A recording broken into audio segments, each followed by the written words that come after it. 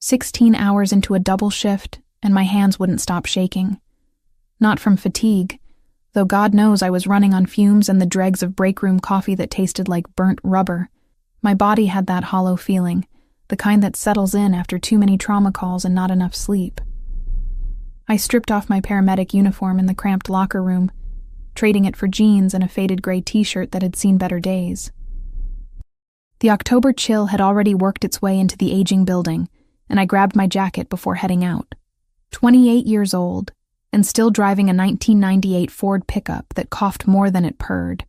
The engine turned over on the third try, and I pulled out of the station parking lot at exactly 11:15. Most nights I took the highway home, added maybe 10 minutes but avoided the sketchy industrial district on the south side. Tonight, though, my electric bill was 3 weeks overdue, and the reminder notice had been particularly threatening. 10 minutes meant 10 minutes I could spend unconscious instead of behind the wheel. The drizzle started 2 blocks into my shortcut, fine enough that it seemed more like mist than actual rain. Chicago in autumn. The streetlights grew sparser as I navigated deeper into the warehouse district. Most of the buildings abandoned or converted into storage facilities that nobody visited after dark. My headlights cut through the darkness, illuminating cracked pavement and the occasional piece of trash tumbling across the road. Then I saw the orange glow.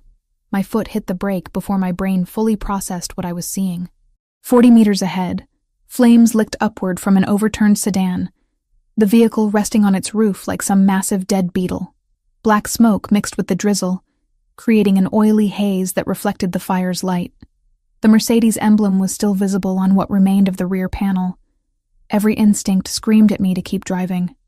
Call it in, sure, but this wasn't my jurisdiction, wasn't my shift, wasn't my problem. I had a personal kit in my truck bed. The one I'd put together myself after the department's budget cuts meant we couldn't always count on adequate supplies. My hand reached for my phone. That's when I heard it. A sound that cut through the crackling fire and my better judgment. A child crying. I was out of the truck before I'd made a conscious decision. Kit in one hand and flashlight in the other. Heat hit me like a physical wall as I got closer, and I could smell gasoline mixing with burning rubber and something worse. The driver's side was crushed inward, the man inside clearly beyond help. But that crying. It came from the back seat. The rear passenger window had spiderwebbed but not shattered completely. I could make out a small shape through the smoke and damaged glass, strapped into a car seat. The boy couldn't have been more than 3, dressed in clothes that probably cost more than my monthly rent. He was screaming now, not just crying, and his small hands pulled uselessly at the straps holding him in place. I'd done vehicle extractions before, but never with flames this close, never alone. Never with a kid. The fire was spreading forward from the engine, and I had minutes at best. I grabbed the window breaker from my kit and swung. Glass exploded inward, and something sharp bit into my left palm. Blood immediately welled up, but I ignored it as I reached through the opening. The car seat had a 5-point harness, and the impact had jammed the release mechanism. My fingers fumbled with the buckles, and I could feel the heat intensifying against my back. The boy had stopped crying and was staring at me with wide, light brown eyes that seemed to glow in the firelight. Smoke was getting thicker. Come on, come on. The buckle finally gave, and I dragged the car seat backward through the window frame. A jagged edge of remaining glass caught my forearm, tearing through my jacket sleeve and the skin underneath. The pain was distant, unimportant. I had the boy in my arms now, pulling him free of the seat entirely and stumbling backward. 10 seconds later, the fuel tank exploded. The blast wave knocked us both down. I twisted as I fell, taking the impact on my shoulder and hip, while keeping the child pressed against my chest. My ears rang from the concussion, and when I managed to sit up, the entire vehicle was engulfed. No one could survive that. The man inside, whoever he'd been, was gone. The boy in my arms had gone silent, but his eyes were open and tracking. I did a rapid assessment by the light of the burning car, checking his pupils, feeling for obvious injuries. Bruising on his left shoulder where the harness had held him. Minor abrasions on his face. But his breathing was clear. No wheezing, no signs of smoke inhalation beyond what we'd both just inhaled. He'd been lucky. Impossibly lucky. I carried him back toward my truck, putting distance between us and the fire. My hands were really shaking now, adrenaline catching up with me. I set him down on the tailgate and wrapped my jacket around his small frame. He was watching me with an intensity unusual for such a young child. Not crying anymore, but clearly in shock. My phone came out on autopilot, dialing 911 even as I kept one hand on the boy to make sure he didn't slide off the tailgate. The dispatcher's voice was tinny and distant through the ringing in my ears. I gave her the location, described the scene, mentioned the deceased driver and the surviving child. She started to ask more questions, but I cut her off. The boy's lips moved, and I had to lean in close to hear him. His voice was barely a whisper, small and uncertain. Noah. He said it again, a little stronger. Noah. Your name? I asked, and he nodded. I started humming without thinking about it. Some half-remembered lullaby my mother used to sing. Noah's breathing began to even out, his small body relaxing incrementally. I kept one eye on the fire, making sure it wasn't spreading to anything else, and one on the child. The emergency operator was still talking in my ear when I heard the engines. Not fire engines. Not yet, though those sirens were approaching from the distance. These were different. Heavier. 3 black SUVs materialized out of the industrial darkness, like sharks scenting blood, moving fast but controlled. They formed a perimeter around the burning vehicle and my truck, and men started emerging before the engines had fully shut off. Armed men. Suits and firepower, moving with military precision. I put myself between them and Noah instinctively, even though it was probably useless. My heart, which had started to slow down, kicked back into overdrive. An older man approached with his hands slightly raised, palms out, maybe 55. Gray threading through dark hair, with the bearing of someone who'd spent time in uniform. His eyes went from me to Noah and back again, and something in his expression shifted. Relief, maybe. Or assessment. We're family, he said. His voice was calm but urgent, like he was trying not to spook a wounded animal.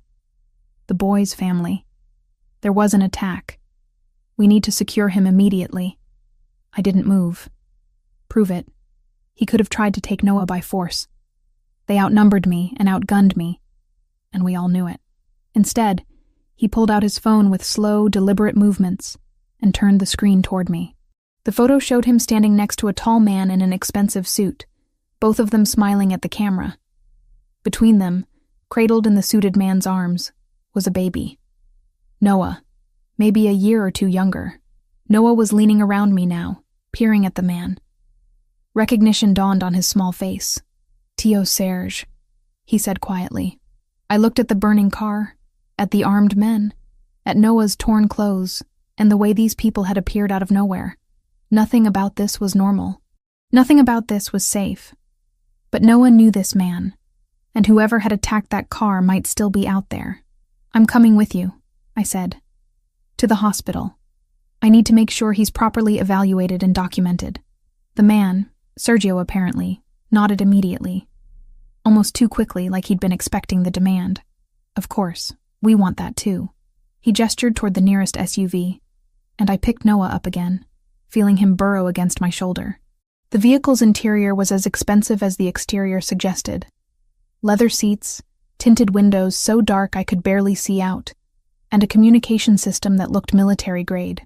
2 other men climbed in with us, neither speaking but both keeping their attention divided between the windows and their phones. During the 12-minute drive, I listened to them talk. Not to me, but to each other and into their radios. Coded language, mostly, but certain words came through clearly. Package secure. Route compromised. Cleanup in progress. Boss en route. They were coordinating something much larger than a simple hospital visit, moving pieces on a board I couldn't see. Noah had gone quiet against me, his breathing deep and even. Exhaustion or shock. Probably both. I kept my injured hand pressed against my thigh, trying not to bleed on the leather. My forearm throbbed in time with my heartbeat, and I could feel the cut on my palm every time I shifted position. The hospital they took us to wasn't a hospital. Not really. Private medical facility. The kind that catered to people who valued discretion as much as treatment. We went in through a side entrance. No waiting room, no intake desk. Just a private elevator that opened directly into what looked like a luxury suite that happened to have medical equipment in it. A doctor in expensive-looking scrubs appeared immediately, taking Noah from my arms with practiced efficiency. She was gentle, but thorough, examining him under bright lights while murmuring reassurances. Noah watched her but didn't cry, which seemed like a good sign. Sergio touched my elbow lightly. "The boss wants to thank you personally. He's on his way. Please let me have someone look at your injuries while we wait." I started to argue that I was fine, that I just needed to know Noah was okay, and then I could leave. But my head felt light, and when I looked down, I realized my jeans were soaked with blood from my hand. More than I'd thought. More than was probably good. "Okay," I said. "Okay." They led me to another room, similarly appointed, and I sank into a chair that probably cost more than my truck. A nurse appeared with supplies, and I let her take my hand, let her clean and examine the wound. She worked in silence, efficient and professional, and I found myself staring at the ceiling and wondering what exactly I'd just walked into. My alarm screamed at 6 a.m, and I seriously considered calling in sick for the first time in 3 years. Everything hurt. My palm throbbed with each heartbeat, the stitches pulling tight whenever I flexed my fingers. My shoulder had a massive bruise forming where I'd hit the pavement, and my back felt like I'd been in a car accident myself. But rent was due in 8 days, and I was already short by $200, so I dragged myself out of bed, showered carefully around my bandages, and headed to the station. Kevin took one look at me and raised both eyebrows. "You look like hell." "Thanks. You always know just what to say." I poured coffee that looked like motor oil and tasted worse, doctoring it with enough cream and sugar to make it drinkable. "That accident last night," he said, leaning against the counter with his own mug. "Cops came by early this morning, asked a bunch of questions about the report you called in. Then they left and said the case was closed. Mechanical failure. Driver lost control. No evidence of foul play." I wrapped both hands around my cup, feeling the heat seep through despite the bandage on my left palm. "That's what they're calling it." He shrugged. "I'm just telling you what they told me. My advice? Forget about it. You did good pulling that kid out, but whatever else was going on there, it's not our business." Sound advice. I should have taken it. Instead, I spent the entire shift replaying every detail, analyzing the way those SUVs had appeared within minutes, the military precision of Adrian's security team, the careful way he'd spoken about business rivals and territorial disputes, the fragments of conversation I'd overheard in the vehicle. None of it matched the story the police were selling. 2 days later, a delivery arrived during my afternoon shift. The courier asked for me specifically, handing over an arrangement so large I had to carry it with both arms. White lilies, dozens of them, elegant and fragrant. The card was simple, handwritten in script so perfect it looked like calligraphy. Gratitude eternal cannot be expressed in words, but I begin trying. AC Sarah, one of the other paramedics, leaned over my shoulder to read the card. Well, who's AC? Nobody. Just someone I helped. She grinned. Nobody sends flowers like that for just helping. That's I want to get in your pants flowers right there. I shoved her away, but my face was burning. I tucked the card into my locker and tried to ignore the knowing looks from the rest of the crew for the remainder of the shift. The gifts kept coming. On Monday, a coffee delivery intercepted me before I even made it inside the station. My exact order, the one I'd mentioned once during that car ride. Oat milk latte with cinnamon, no sugar. How he remembered that detail from a 25-minute conversation at midnight, I couldn't figure out. Wednesday brought my truck back. I'd finally arranged to retrieve it from the medical facility when I walked out after my shift to find it sitting in the station parking lot, freshly washed and with a full tank of gas. The keys were in an envelope under the wiper blade, along with another note. You left this behind. I took the liberty of having it serviced. The inspection was overdue. I checked under the hood. New brake pads, fresh oil change. They'd even replaced my worn windshield wipers. $340 worth of work at least, maybe more. I stood there in the parking lot, keys in hand, torn between gratitude and the uncomfortable feeling that accepting these things meant something I wasn't ready to define. Friday afternoon, an envelope appeared in my station mailbox. 2 tickets to the Chicago Symphony Orchestra. Premium seats. I'd mentioned wanting to see them perform once, months ago, to a coworker. Somehow Adrian had known. Somehow he'd paid attention to a throwaway comment I'd made in casual conversation. Kevin found me staring at the tickets. This is getting weird, right? Like stalker weird? I don't think it's stalking if I told him about all these things. Did you tell him, or did he just somehow know? Because that's an important distinction. I couldn't answer that.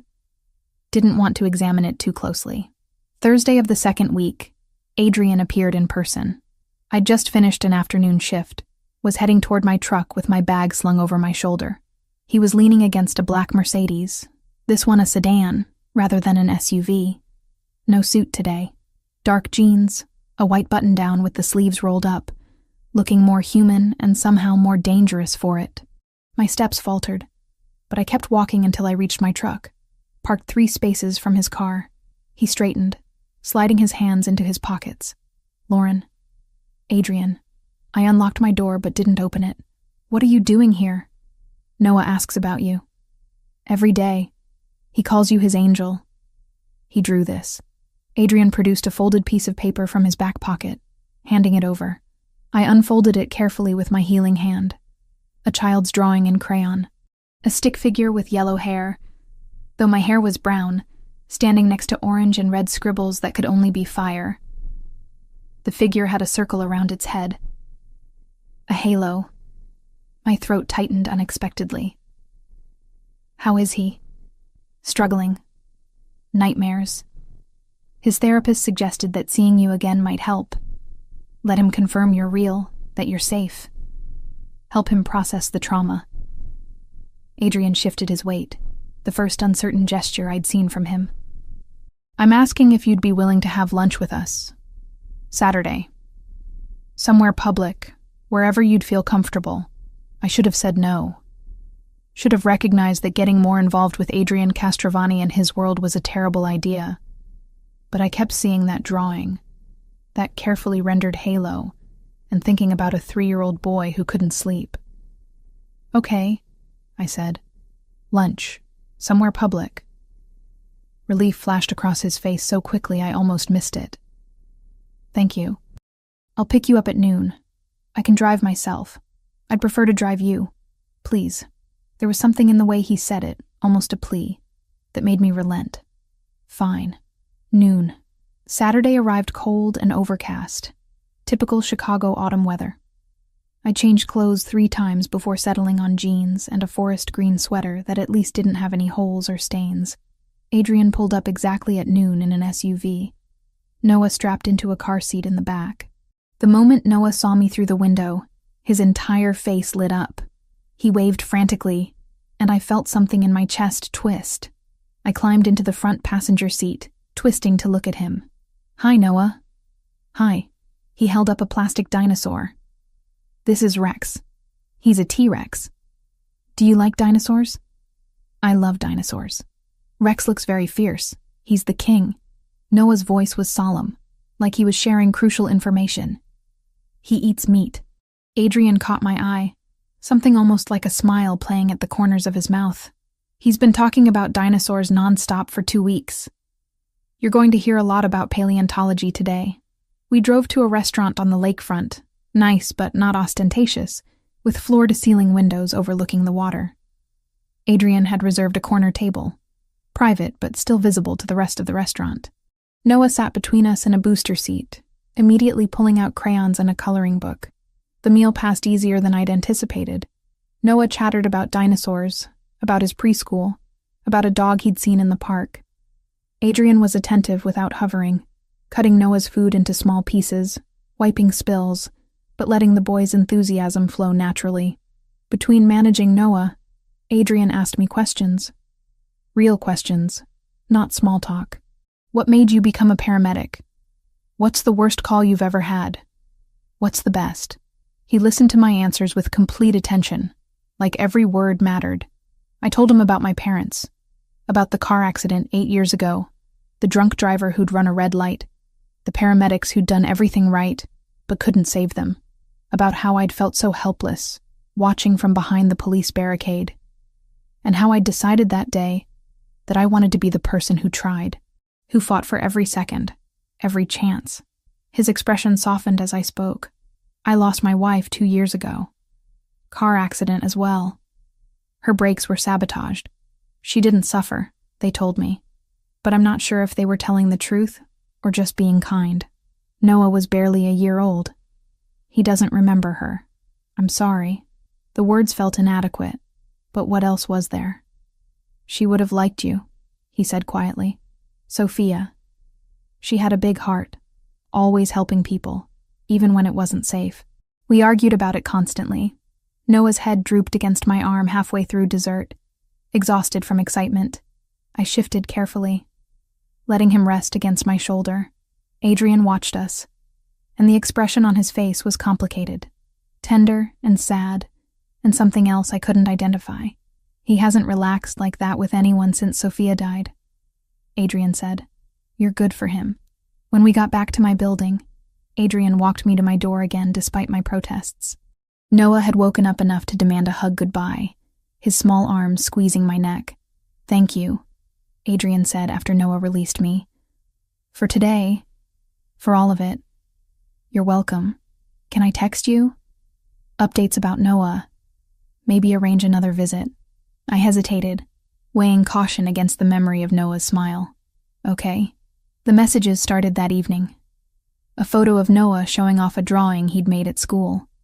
A video of him saying goodnight to me through the phone camera. Updates about his nightmares decreasing, his therapist being pleased with his progress. But the conversations expanded beyond Noah. Adrian shared articles about topics we'd discussed at lunch, asked my opinion on current events, sent me recommendations for books and music. I found myself responding, engaging, looking forward to the vibrations of my phone. 2 weeks of messages, small windows into each other's lives. I learned he preferred scotch to wine, that he'd wanted to be an architect before inheriting his father's business, that he read military history before bed. He learned I was terrible at cooking, but great at baking, that I ran to deal with stress, that I'd always wanted to travel but never had the money or time. The line between gratitude and something else kept blurring, and I kept letting it happen, telling myself it was harmless. It was just friendship, just appreciation, nothing more complicated than that. I almost believed it. 3 weeks after pulling Noah from that burning wreck, I got a call that shattered whatever illusions I'd been maintaining about Adrian's business. The dispatch came through at 11:40 on a Saturday night. Reported shooting at a warehouse in the industrial district. I recognized the address immediately. South Side, same general area where I'd found Noah's car.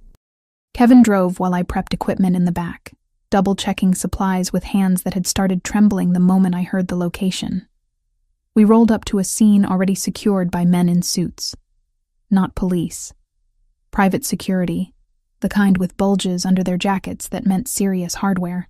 Yellow crime scene tape would have been more reassuring than the human perimeter they'd formed. Cold eyes tracking our ambulance as we pulled through. My gut twisted when I recognized 2 of the faces. Sergio stood near the warehouse entrance, phone pressed to his ear. Another man I'd seen in that SUV the night of the accident waved us toward a side door. What have we got? Kevin called out, grabbing the medical kit.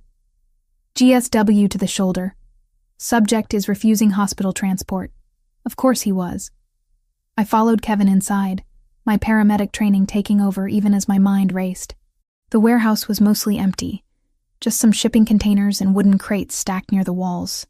The overhead lights were harsh, fluorescent, casting everything in stark relief. Joseph Grimaldiro sat on a metal folding chair in the center of the space, one hand pressed against his right shoulder.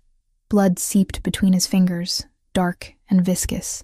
He was maybe 35, built like he spent serious time in the gym, with the kind of stillness that came from military training or worse. I'm fine, he said through gritted teeth as we approached. Don't need a hospital. Let me be the judge of that. I snapped on gloves and knelt beside him, gently moving his hand away from the wound. Entry wound high on the shoulder, missing the major vessels and bone by maybe an inch. Lucky. Incredibly lucky. You're going to need more than a Band-Aid for this. Just stop the bleeding and wrap it. I've had worse. I bet he had. Kevin handed me gauze pads and I worked efficiently, packing the wound to control the hemorrhage.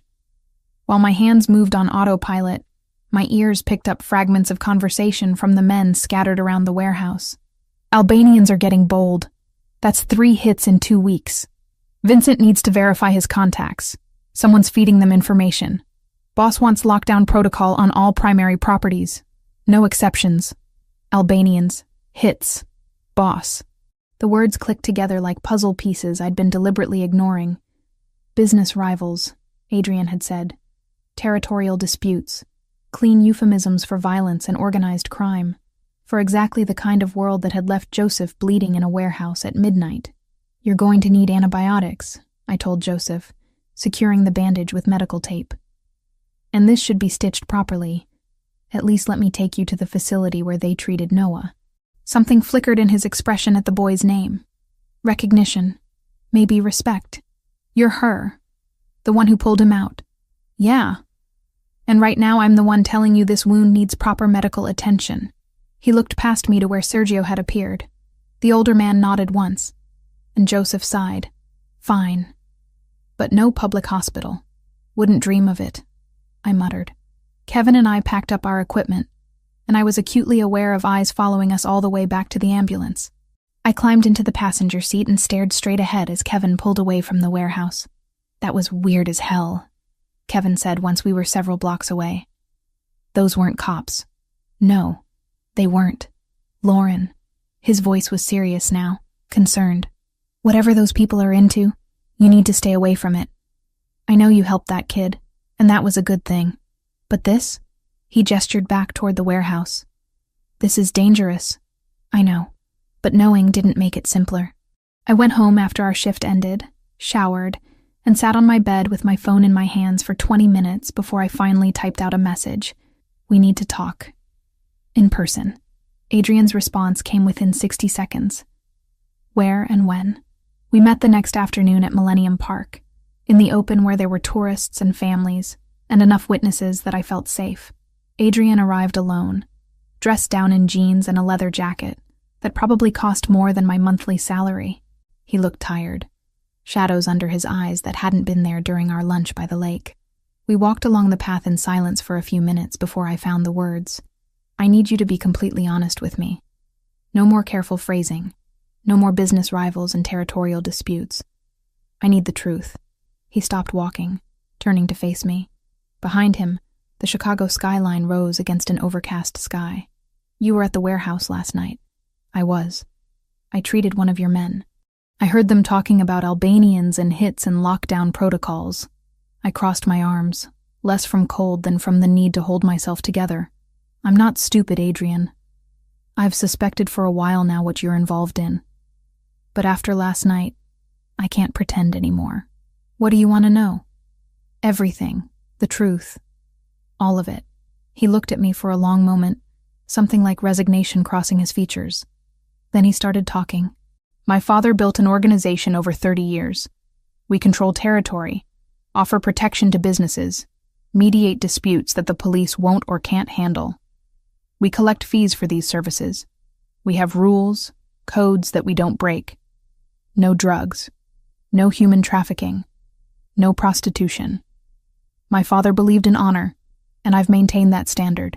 He paused, jaw tightening. But yes, there's violence. When someone challenges our territory, when they threaten the people under our protection, we respond. Sometimes lethally. So you're the mafia. The word felt strange on my tongue. Too Hollywood, too dramatic, but accurate. That's what people call us. I call it being responsible for 300 families who depend on our organization for their livelihoods, for keeping neighborhoods safe that the city has abandoned. It's not clean, Lauren. It's never clean, but it's what I inherited when my father died 5 years ago, and I've tried to do it with as much integrity as the life allows. The attack on Noah, the man who died protecting him, that was this Albanian organization? Yes, they're trying to move into our territory. Take what we've built. Marco died because he was in the way. Noah almost died because he's my son. His voice roughened on the last words. And now you're in danger too. Just by association. That stopped me. What? You've been seen with me. With Noah. You're in my phone records, my security logs. If the Albanians want to hurt me, they'll look for weak points. People I care about. He took a step closer, and I could see the fear beneath his controlled exterior. I can distance myself completely if that's what you want. I'll understand. Noah will understand eventually. I don't want you in this world, Lauren, but I also can't seem to stay away from you. And that makes me selfish and dangerous to you both. I processed his words, feeling the weight of them. The truth I'd demanded had come with consequences I hadn't fully considered. What if I need time to think about what this means? Take all the time you need, but if you decide you want distance, you tell me directly. Don't just disappear. Okay, I need time. He nodded once, respecting the boundary I was drawing even though I could see it cost him. My number doesn't change. Call if you need anything, or if you just want to talk. I walked away from him in that park, my mind spinning. Spent the next 2 weeks trying to convince myself that cutting ties was the smart thing, the safe thing. I stopped responding to texts. Didn't answer when his name appeared on my phone screen. Went through the motions of my life and tried not to think about dark eyes and a little boy who drew pictures of angels. But I thought about them constantly. About the way Adrian listened when I talked. Really listened. Like my thoughts mattered. About Noah's laugh and his dinosaur facts and the way he'd fallen asleep against my shoulder. About honor and violence and the gray spaces between right and wrong that nobody prepared you for in paramedic training. 14 days of silence. 14 days of convincing myself I'd made the right choice. Then I finished a night shift, walked out to the hospital parking lot at 10:15 on a Thursday evening, and found 2 men waiting by my truck. They weren't Adrian's men. I knew that immediately from the way they stood, from the unfamiliar faces and the accent when one of them spoke. Lauren Mitchell? I stopped walking, hand tightening around my keys. Who's asking? We have questions about Adrian Castrovani. You will answer them. The other one moved to flank me, cutting off my route back to the hospital. My heart hammered against my ribs, and I looked around wildly for witnesses. The parking lot was nearly empty, poorly lit, designed for function rather than safety. I don't know what you're talking about. Don't play stupid. Where does he keep the boy? What routes does he use? What properties does he own that aren't in public records? I don't know anything. I barely know him.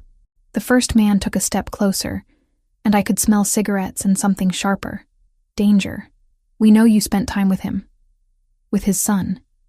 You will tell us what we want to know. I opened my mouth to scream.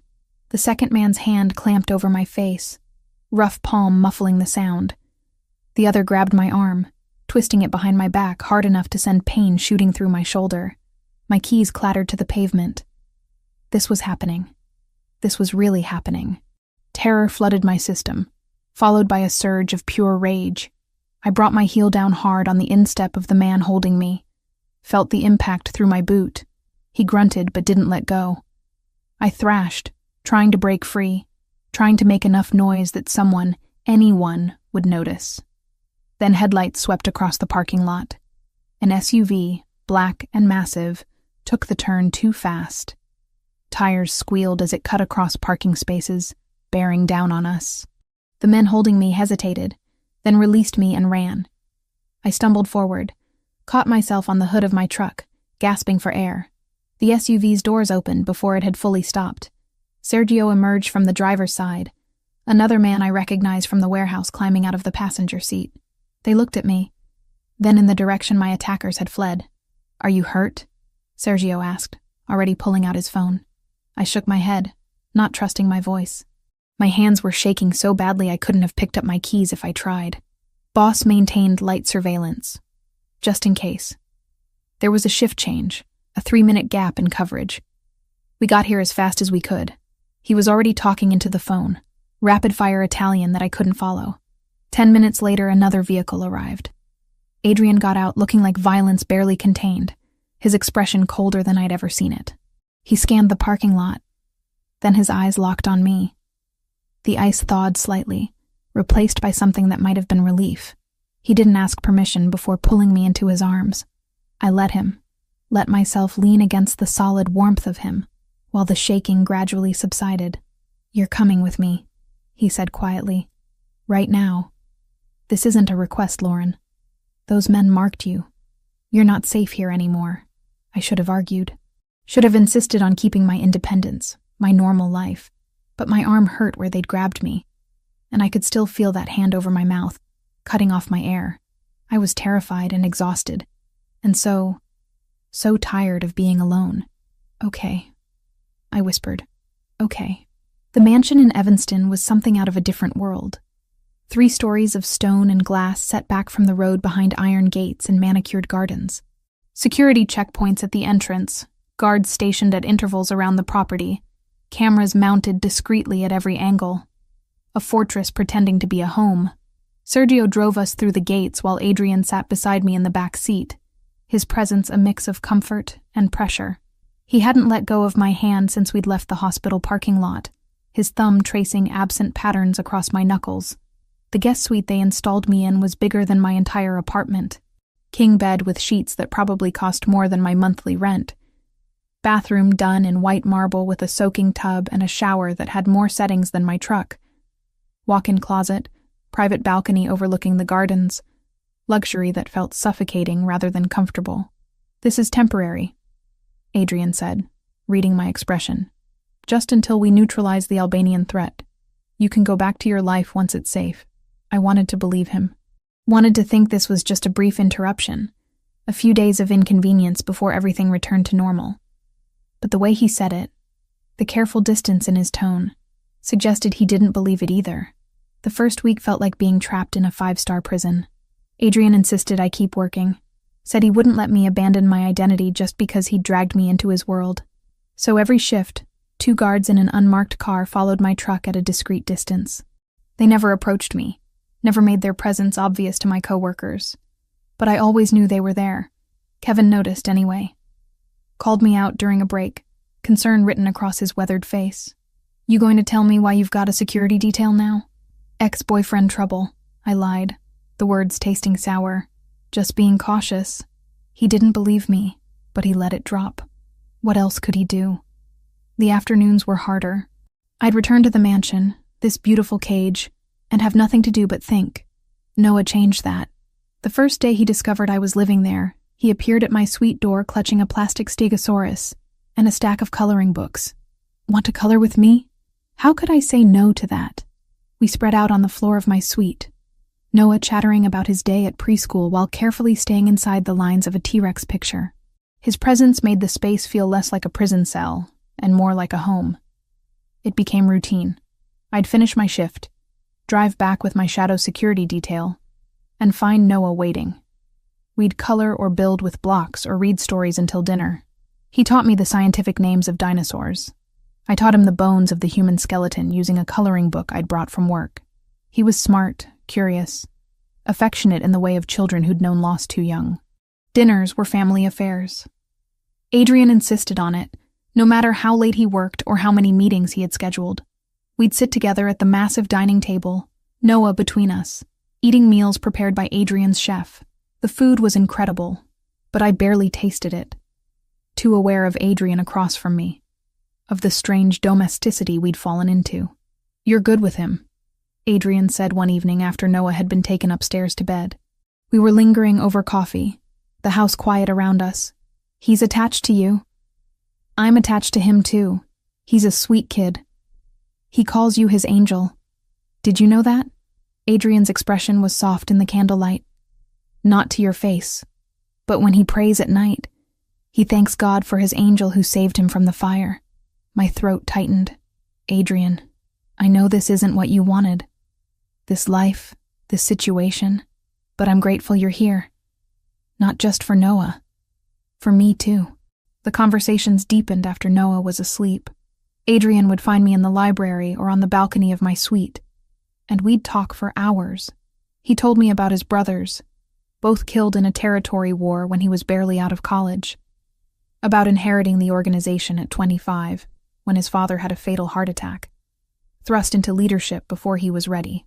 about the weight of responsibility for hundreds of families who depended on his decisions. I told him about the loneliness after my parents died, about throwing myself into work to avoid dealing with the grief, about the apartment that never felt like home, the friendships that had faded because I had nothing left to give after exhausting myself on shift, about feeling hollow inside, going through motions without purpose beyond the next emergency call. "You're not hollow," Adrian said quietly. "You're one of the most vital people I've ever met. Everything you do completely, with your whole heart." The attraction between us had been building since that first night, but now, living under the same roof, it became impossible to ignore. His hand brushing mine when we passed in the hallway, the way his eyes followed me when he thought I wasn't looking, the electric tension whenever we were alone together. 3 weeks into my stay, everything came to a head. Adrian received intelligence about a planned bombing, Albanian retaliation for recent losses. He wanted to move me to a rural property, even more isolated, even more removed from my life. I snapped. "I'm not a chess piece you can move around the board whenever it's convenient." We were in his study, the door closed, and I'd never seen him rattled before.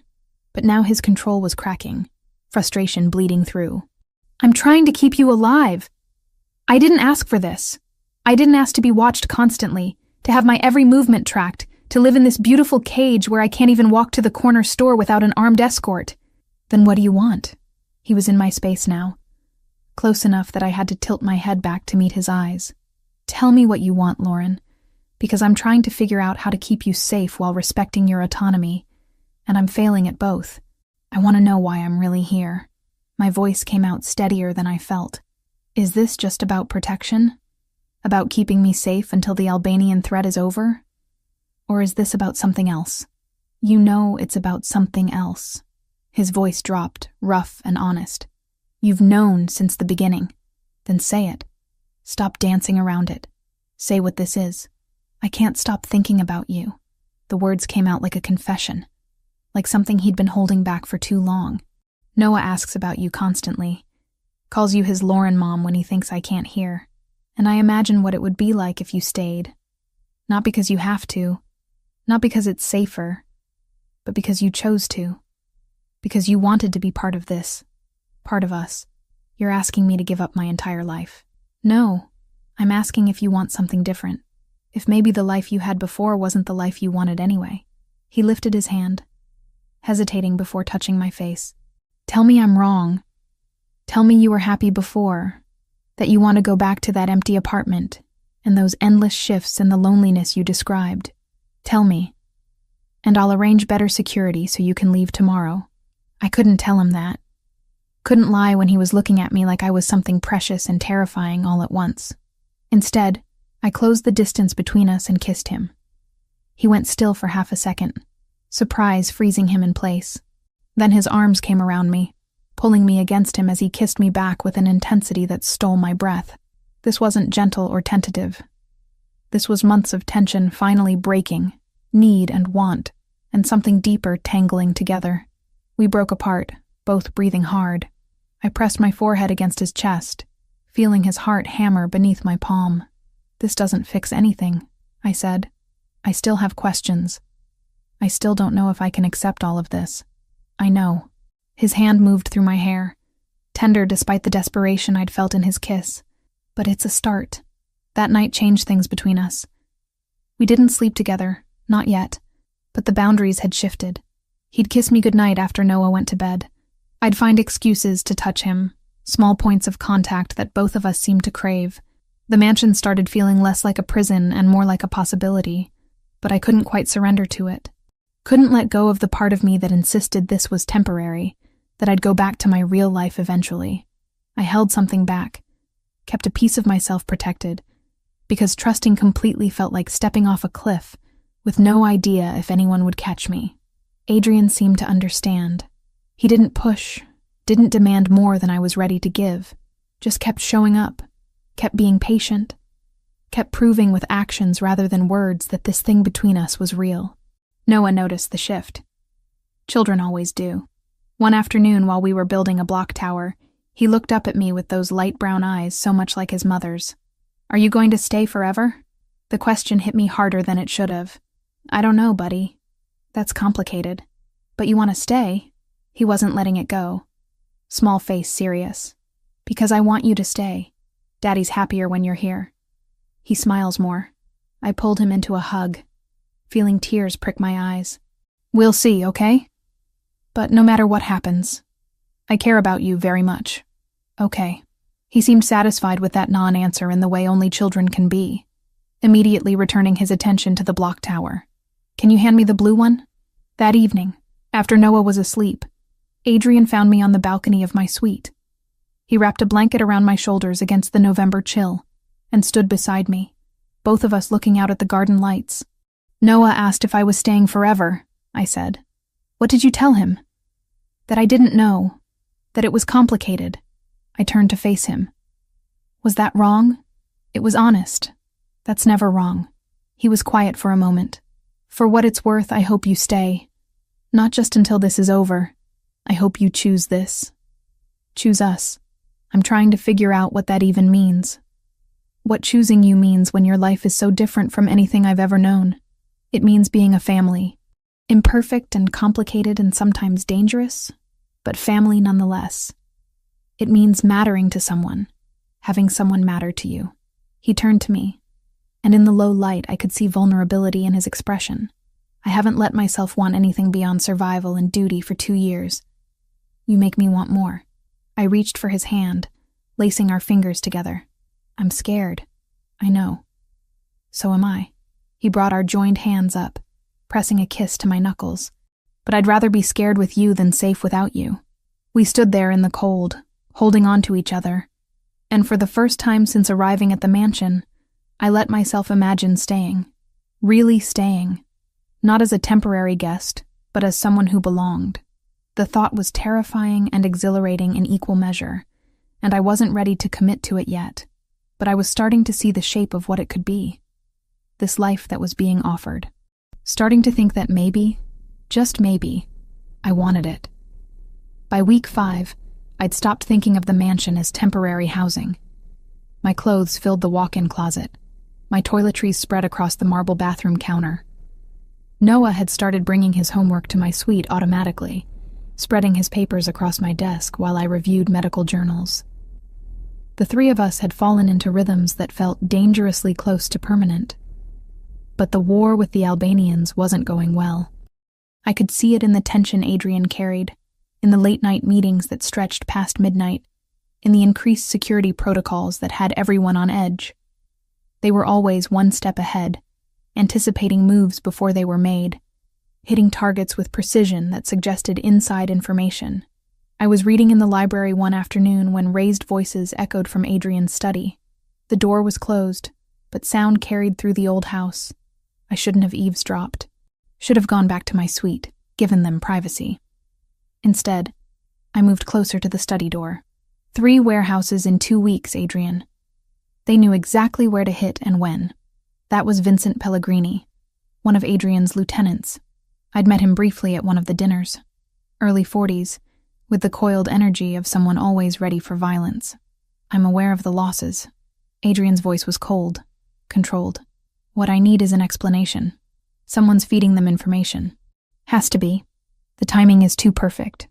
Through the study's glass wall, I could see 8 men gathered around Adrian's desk. All senior leadership, from what I understood of the organization's structure. Vincent stood nearest to Adrian, gesturing emphatically. Even from my limited vantage point, I could see the suspicion crackling between them. Adrian had given me permission weeks ago to observe these meetings if I wanted. Said that if I was going to be part of this world, I should understand how it functioned. I'd declined then, not ready to see that side of his life, but now curiosity and concern pulled me forward. I entered quietly, and Adrian's eyes tracked the movement immediately. For a second, I thought he might ask me to leave. Instead, he gave a barely perceptible nod toward the empty chair in the corner. An invitation. Vincent's behavior has changed over the past month, Adrian was saying. Arriving late to meetings, avoiding eye contact. His phone rings constantly during strategic discussions. Vincent's face darkened. Are you accusing me of something? I'm stating facts. You were passed over for promotion to chief counsel 8 months ago. Joseph got the position. That creates motive. I've been with this organization for 15 years. Vincent's voice shook with barely contained rage. I've bled for it. Lost friends. Sacrificed everything. And you think I'd betray you over a promotion? I think people are complicated. I think resentment builds in ways we don't always recognize. Adrian's tone remained level, which somehow made the accusation more cutting. I'm ordering a full audit of your communications and finances. The room erupted in overlapping voices. Support for Adrian's caution, defense of Vincent's loyalty, arguments about trust and necessity. I watched Adrian manage them with calm authority, never raising his voice, but somehow commanding absolute attention when he spoke. After the meeting broke, I lingered while the other men filed out. Vincent passed me without acknowledgement, his jaw tight with anger. Only after the door closed did I approach Adrian's desk. Do you really think it's him?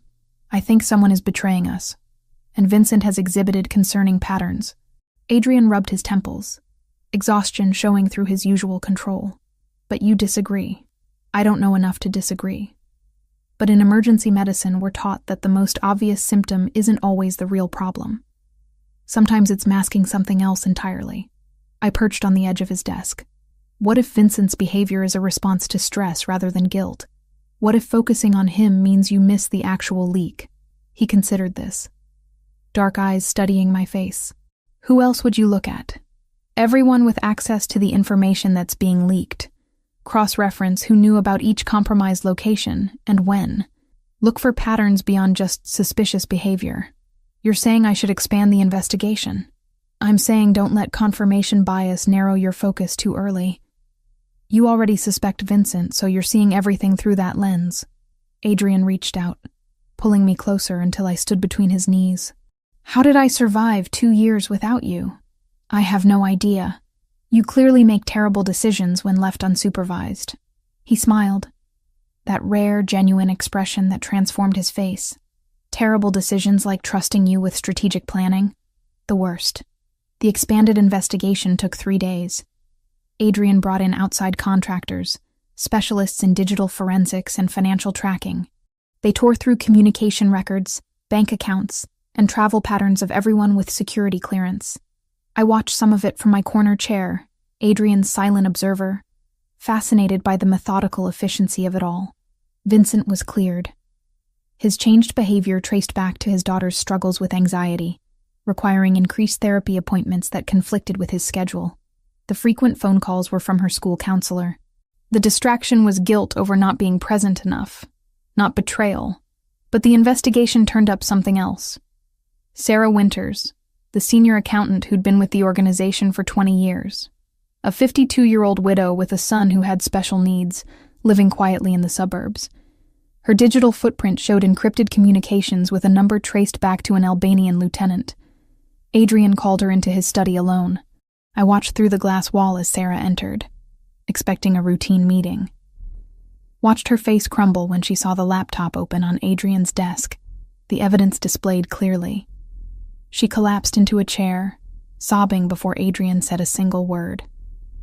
He let her cry for a full minute before speaking. His voice was too quiet for me to hear, but I saw Sarah's body language. Defeat. Relief. Terror. She was talking now, words spilling out in a rush. Adrian listened without interruption, his expression unreadable. Finally, he picked up his phone, made a call. 20 minutes later, Sergio entered the study. Adrian spoke briefly, and Sergio nodded, leaving again. Sarah remained in the chair, hands clasped in her lap, tears still streaming down her face. Another hour passed. Then Adrian's security team returned, this time with a teenage boy. 17, maybe 18. With the awkward build of someone not quite grown into their frame. He saw Sarah and immediately rushed to her, and she stood to embrace him, holding him like she'd thought she'd never see him again. Adrian emerged from the study and found me in the library where I'd retreated. He looked drained, older than his 35 years. They had her son, he said without preamble. Took him from his care facility 3 weeks ago. Said they'd kill him if she didn't cooperate. She's been passing information to keep him alive. Is he okay? Scared, malnourished. But alive. Adrian poured himself scotch from the bar cart, drinking it in one swallow. We extracted him from an Albanian safe house an hour ago. 4 men guarding him. We have them in custody now. What happens to Sarah? She's fired. Effective immediately. I'm setting up a trust for her son's care, enough to cover his needs for life. But she can never work for us again. And if she contacts any of our people, the consequences will be severe. He poured another drink but didn't raise it to his lips. She betrayed us. Got 3 men injured, compromised multiple operations. But she did it under duress, to save her child. How do I punish that? I moved to stand beside him, taking the glass from his hand and setting it down. You don't. You set boundaries and consequences, but you show mercy where you can, which is exactly what you're doing. My father would have killed her. Killed the son too, probably, to send a message about what happens when you betray the family. You're not your father. No. He pulled me against him, resting his chin on top of my head. I'm trying to be better, build something that doesn't require quite so much blood. But nights like this, I wonder if I'm just naive. If mercy is weakness in this world, mercy is strength. It takes more courage to show compassion than to default to violence. I pulled back enough to meet his eyes. You're transforming this organization, Adrian. Maybe not as fast as you'd like, but I see it. The way your men respect you, not just fear you. The code you maintain even when it's harder. You're building something different. I want Noah to inherit something legitimate. 5-year plan to transition everything to legal operations, real estate, investments, security consulting. Get out of the gray areas entirely. His hands moved through my hair, that gesture he used when he needed grounding. I want him to have choices I never had. Want him to grow up without the weight I carry. He will. You're making sure of that. Vincent appeared at the library door, hesitant. Boss? Can I speak with you? Of course. Adrian didn't release me, but he turned so we both faced Vincent. Some silent statement about my place here, my right to witness these moments. I wanted to apologize for my reaction earlier. You were right to investigate. In your position, I would have done the same. Vincent's gaze flicked to me, then back to Adrian. Also wanted to thank Lauren. If she hadn't suggested broadening the investigation, I might still be under suspicion. We'd have missed the real problem. Lauren has valuable perspective. I'm learning to listen to it more often. After Vincent left, Adrian and I remained in the library, standing in comfortable silence. Outside, night had fallen completely, the gardens illuminated by subtle landscape lighting. When this is over, Adrian said quietly, when the Albanian threat is neutralized and it's safe for you to leave, I want you to know that you have a choice. You can go back to your old life with my gratitude and protection. Or you can stay. Not as a guest, not temporarily, as part of this family. As mine. The word sent heat through my chest. Mine. Possessive and intense, but also offering something I'd been missing for years. Belonging. Purpose. Home. I don't know how to be part of this world, I admitted. You're already part of it. You've been part of it since you pulled Noah from that fire. The question is whether you want to make it official. What would that even look like? However you want it to. You keep working as a paramedic if that's important to you. You help with strategic planning if that interests you. You focus on Noah, or you build something entirely your own. I'm not asking you to give up who you are, Lauren. I'm asking if who you are has room for us. I didn't answer. Couldn't. Not yet. But I kissed him. Trying to communicate through action what I couldn't put into words. He responded with the same intensity, the same desperate need. And we lost ourselves in each other until the fear and uncertainty faded into something simpler. Want. Connection. The fragile hope that maybe this impossible thing between us could actually work. With Sarah's betrayal exposed and the information leak sealed, Adrian moved forward with his endgame against the Albanians. He called a summit with 5 other Italian families from across the Midwest, proposing a coalition to eliminate the Albanian threat permanently. Territory would be divided after. Agreements formalized. Peace maintained through mutual interest rather than constant warfare. The meeting was scheduled for Saturday evening at a restaurant in neutral territory, a place owned by a respected mediator with no stakes in the conflict. Adrian spent days preparing, reviewing maps and negotiation points, coordinating with allies. He was gone by 7 that evening, taking Sergio and 6 of his best men. I stayed home with Noah, the mansion secured with 10 guards stationed around the property. Every system was active, every protocol in place. We were safe. Adrian had assured me of that before he left, kissing me goodbye at the door like this was routine, like he wasn't driving off to negotiate warfare with men who solved problems with bullets. I put Noah to bed at his usual time, reading 3 stories instead of the customary 2, because he kept requesting just 1 more. He finally drifted off around 8:30, clutching his stuffed dinosaur, and I left his door cracked so I could hear if he called out. The library became my refuge. I curled up in the leather chair Adrian favored, trying to focus on a medical journal, but reading the same paragraph repeatedly without comprehension. My phone sat on the side table, volume turned up, waiting for updates that didn't come. At 10:15, every light in the house went dark simultaneously. My heart stopped, then kicked into overdrive. I grabbed my phone, using its flashlight to navigate. The backup generators should have engaged within 10 seconds. Should have restored power to critical systems and emergency lighting. Silence met me instead, thick and suffocating. Training took over. I ran for Noah's room, finding him still asleep despite the sudden darkness. Scooped him up, blanket and dinosaur and all, and headed for Adrian's suite. He'd shown me the panic room weeks ago, a reinforced space behind a false bookshelf with independent power and communications. I reached the suite and triggered the release mechanism. Nothing. The electronic lock was dead, and the manual override wasn't responding. Someone had sabotaged the system comprehensively. Terror crystallized into diamond-sharp clarity. They'd planned this, planned it perfectly. Footsteps thundered below, then the sharp crack of breaking glass. Multiple entry points. Coordinated assault. I couldn't get to the panic room, couldn't secure Noah in the one place designed to keep him safe. Then, I remembered. Adrian had mentioned it casually one evening, pointing out a section of his walk-in closet. A hidden passage. Old-fashioned but effective, dating back to the house's original construction. It led to a tunnel that emerged 3 blocks away. His family's insurance policy, maintained more from tradition than expectation of need.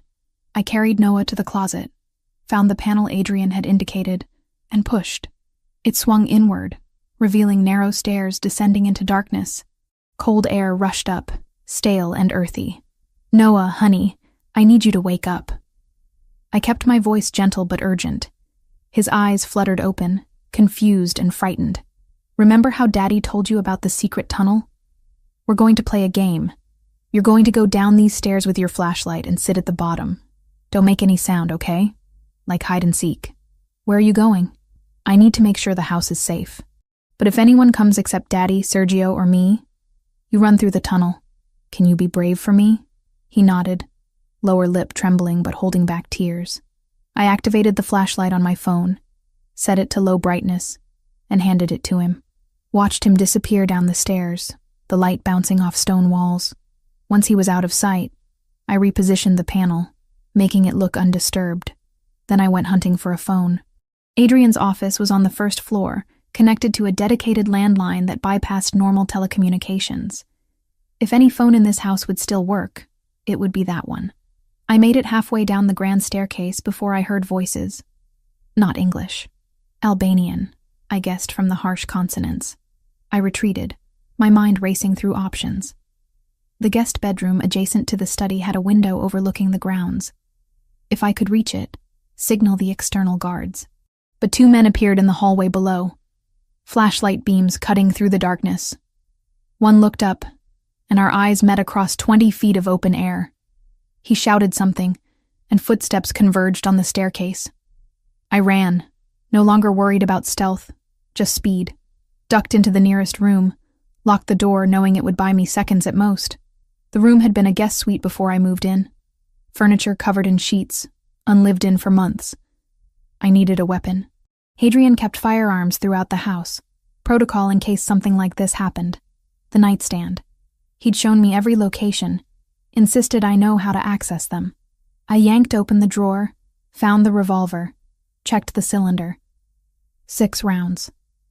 I'd never fired a gun outside of the single training session Adrian had insisted on weeks ago. The door shuddered under impact. Once. Twice. The lock gave on the 3rd hit, and 2 men burst through. They saw me, saw the gun, and one started laughing. Like this was entertaining rather than threatening. I closed my eyes and pulled the trigger. The recoil shocked me, the explosion deafening in the enclosed space. I opened my eyes to find my shot had gone wide, putting a hole in the wall 3 feet from the nearest intruder. But the sound had made them pause, reassess. The second shot I aimed more carefully. Still missed, but closer this time. Hit the door frame near the first man's shoulder. He swore, ducking back. His partner charged forward, closing the distance before I could fire again. He grabbed the gun, twisting my wrist until pain shot up my arm, and I had to release it. The weapon clattered to the floor, and he shoved me hard. I stumbled backward, caught myself on the bed frame, started calculating odds of getting past them, getting to the stairs, getting anywhere that wasn't trapped in this room.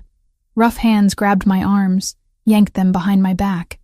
I thrashed, got an elbow into someone's ribs, heard a satisfying grunt of pain. Then they had me properly restrained, dragging me out of the room and down the stairs. The main floor was chaos. More men than I could count, flashlights everywhere, the security team bound and kneeling against the far wall. Alive, at least. I counted 8 guards, all subdued, all conscious. Small mercy. They dragged me to the center of the room and forced me to my knees. A man stepped forward, older than the others, maybe 50, with scars crisscrossing his face and neck. He studied me with the detached interest of someone evaluating livestock. Lauren Mitchell, the paramedic. Adrian's weakness. His English carried a heavy accent but was perfectly understandable. You know where the boy is? He's not here. Adrian moved him days ago. You're lying. The child sleeps here. We have surveillance. We know his schedule. He crouched in front of me, close enough that I could smell cigarettes and something medicinal. Tell me where he is, and I make this quick. Stay quiet, and we hurt you until you talk anyway. I don't know anything. He backhanded me, the impact snapping my head to the side. Blood filled my mouth, copper and thick.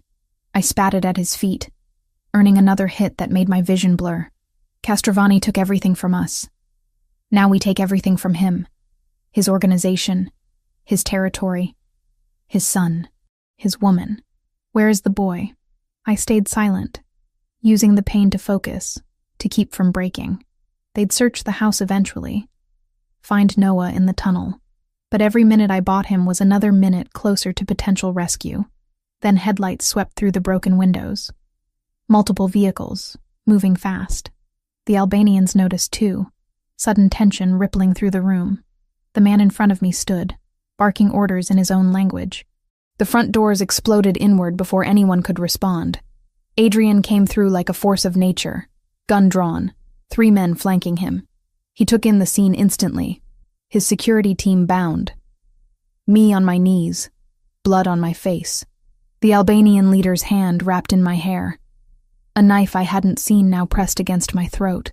Everything stopped. I could feel the blade against my skin, cold and sharp. A whisper away from cutting deep. You're finished, Castrovani. The Albanian's voice was triumphant. Drop your weapon or she dies. Adrian's face was a mask I'd never seen before. Not angry, beyond anger. Empty of everything except lethal intent. His gun remained raised, steady, pointed at the man holding me. You touch her again, and what I do to you will make you beg for death. Big words from a man who's about to watch his woman bleed out. The knife pressed harder, and I felt skin break, warm blood trickling down my neck. The gunshot came from outside, through the broken window, impossibly precise. The Albanian's head jerked back and he dropped without a sound. The knife clattered away from my throat as his grip released. I collapsed forward, catching myself on my hands, gasping. Chaos erupted. Adrian's men engaged the Albanians in brutal close-quarters combat. Gunfire, shouting, bodies hitting the floor. I crawled away from the violence, trying to reach the wall, to make myself small and invisible.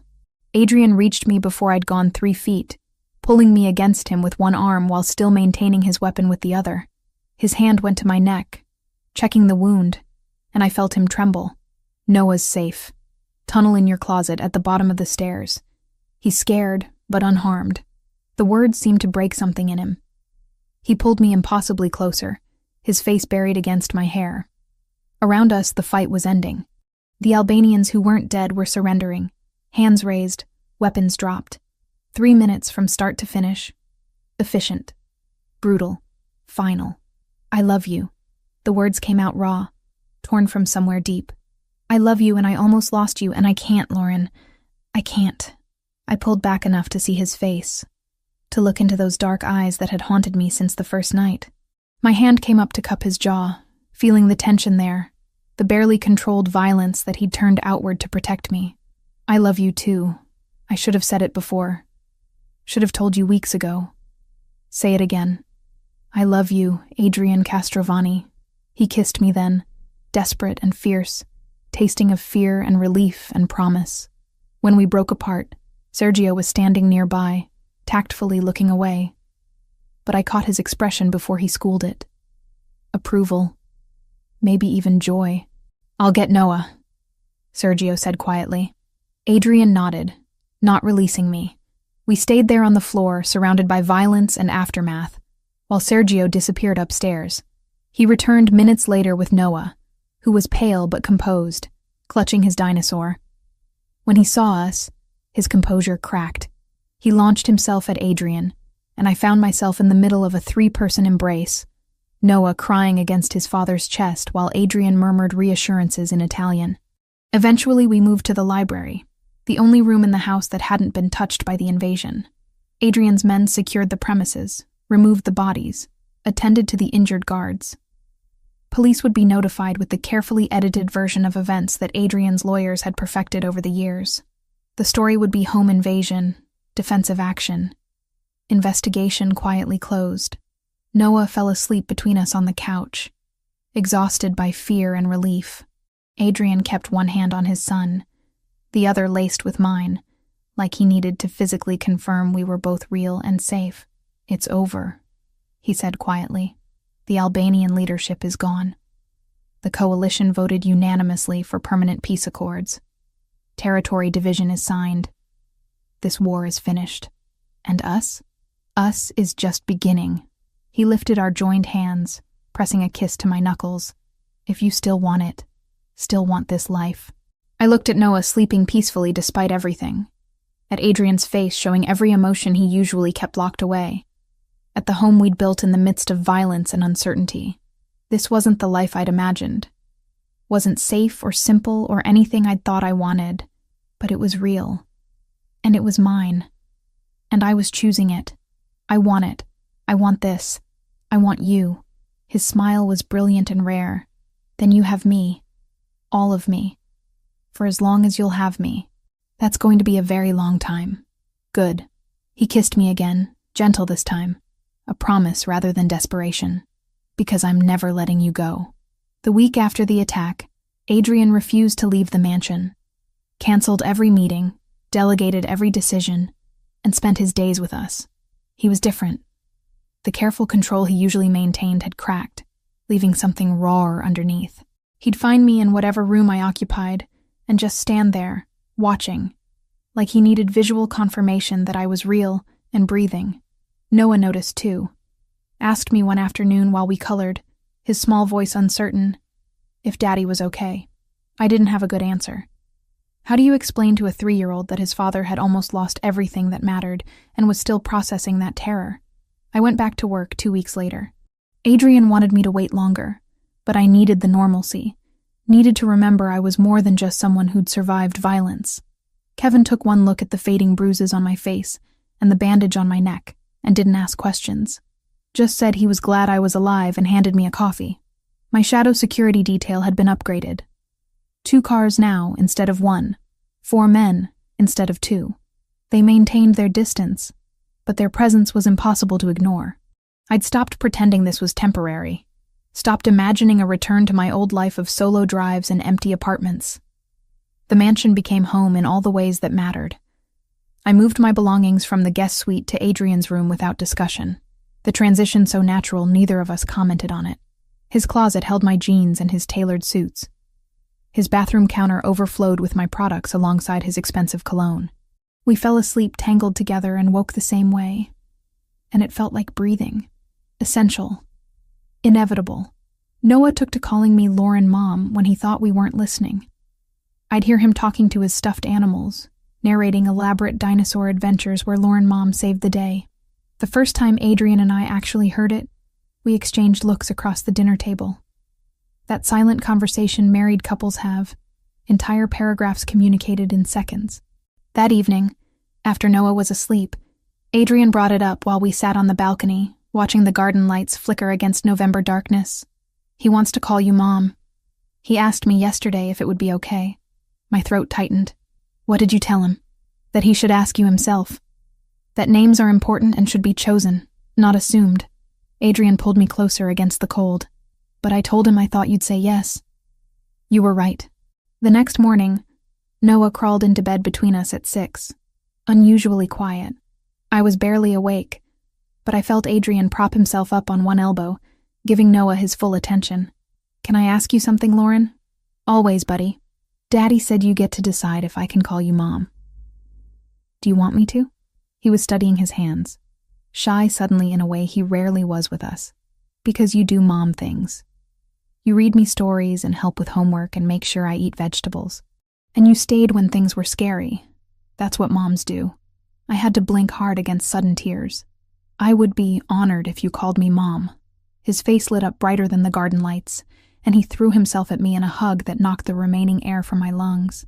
Adrian was watching us with an expression so soft, so full of love, that it hurt to look at directly. 2 months passed in comfortable routine. Work, family dinners, weekend outings to the park or museum. Adrian made good on his promise to legitimize the organization. I sat in on meetings where lawyers discussed shell corporations and asset transfers, watching him dismantle decades of gray area operations and rebuild them as something legal. It was meticulous, complicated, and would take years. But he was committed. He also started involving me in strategic decisions, not the violent ones, the ones where bullets and blood were still unfortunately necessary, but the business negotiations, the territorial agreements, the long-term planning. My outsider perspective helped, he said, made him question assumptions and consider alternatives. Vincent approached me after one particularly contentious meeting, where I'd suggested a compromise nobody else had considered. He pulled me aside while Adrian was occupied, his expression serious. I wanted to thank you again, for clearing my name, for being exactly what he needed. I didn't do anything special. You did. You are. Vincent glanced toward Adrian. He's different now. Better. Still dangerous when he needs to be, but leading with something other than just duty and obligation. That's you. That's what you brought him. 5 months after the attack, Adrian organized a dinner with his extended family. Uncles, cousins, senior members of the organization, their spouses and children. 23 people gathered in the mansion's formal dining room, and I met them all properly for the first time. Not as the woman who'd saved Noah. Not as Adrian's guest. As his partner. His choice.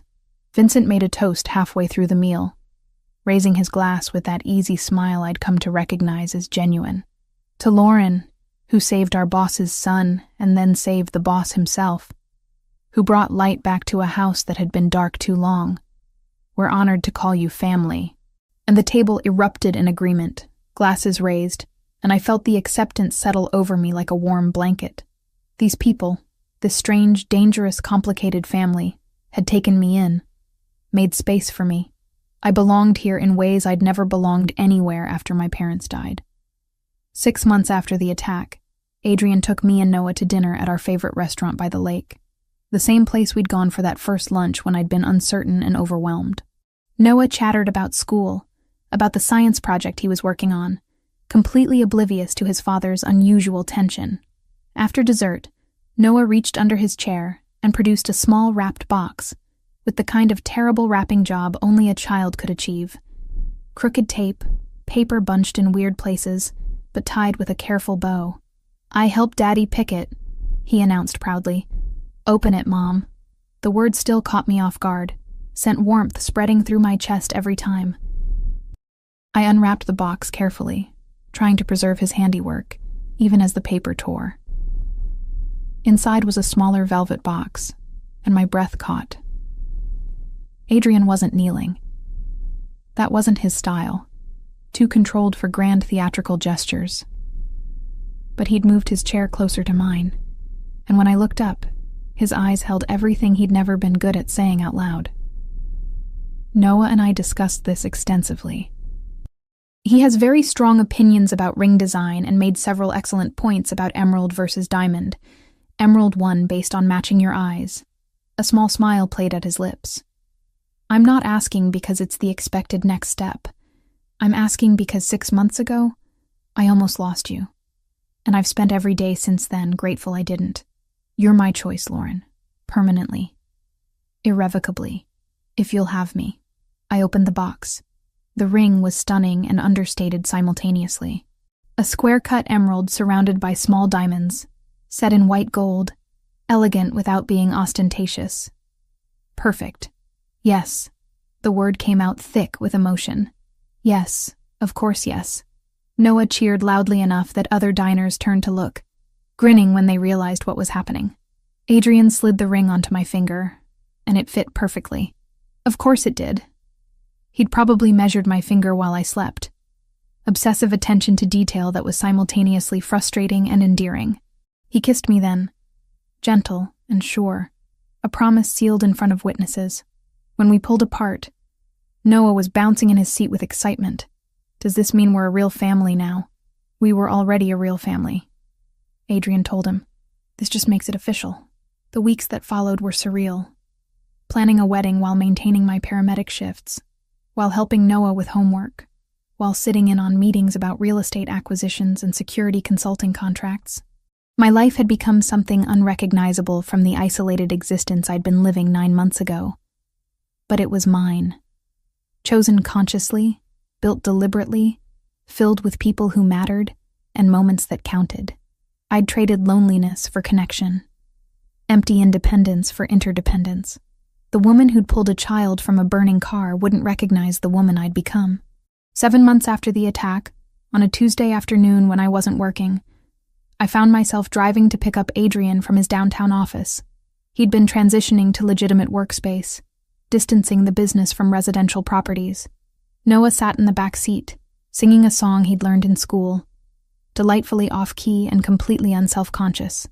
I stopped at a red light and looked at my left hand on the steering wheel. The emerald caught the afternoon sun, throwing green light across the dashboard. The SUV Adrian had insisted I accept after my truck finally died sat solid and secure around us. The life I was living seemed impossible.